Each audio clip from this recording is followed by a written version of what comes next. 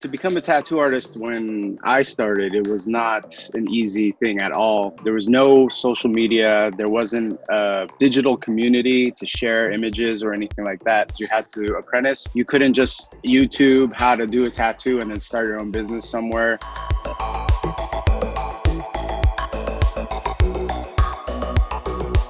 Dr. Wu isn't just any tattoo artist.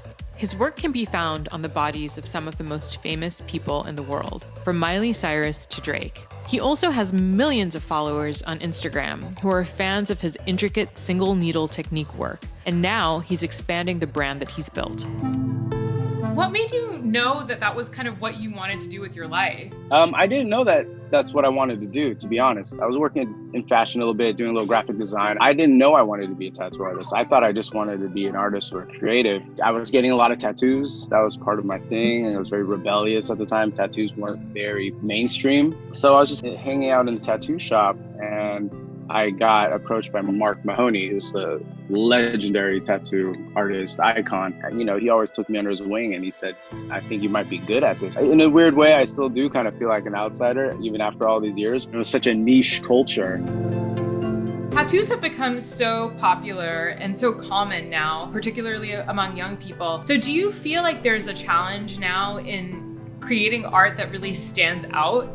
There's so many tattoos now to be made for this younger generation. How do we find new artwork and inspiration to still carve a bit of nicheness and individuality in this huge sea of tattoos?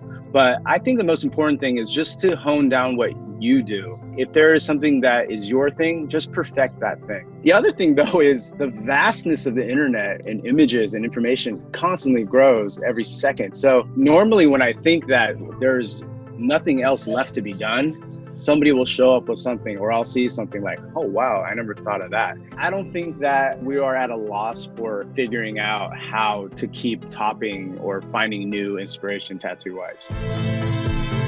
In addition to all of that, you've also launched your own product business, which is that you're making various soaps and personal care products. Tell us a little bit about what inspired you to do that. We've been working on it for the last 2 to almost 3 years. I spent a lot of time researching different ingredients for these different products that we have, and it's a full essential skincare line for everyone with and without tattooed skin. As a tattoo artist, I've discovered so many things about skin, and skin is so different from each person to the next. And every skin type presents a certain challenge. And that was the inspiration for the skincare brand, because aftercare for tattoo is so important. We're in this moment where we're all feeling a little bit less creative because we're all stuck at home. In moments when you don't feel creative, what do you do to kickstart that engine again? Honestly, the weirdest thing is like when I'm in the shower in the morning, I don't know why. Maybe it's your skin is being constantly flushed with a liquid, so your mind is like, I don't know what's happening. But I need to start treating those like dreams where like right when you get out of the shower, you write it down before you forget about it. I think it's always important that if you have any kind of spark of an idea that you just record it, because sometimes I go through back and I was like, I don't even remember thinking this.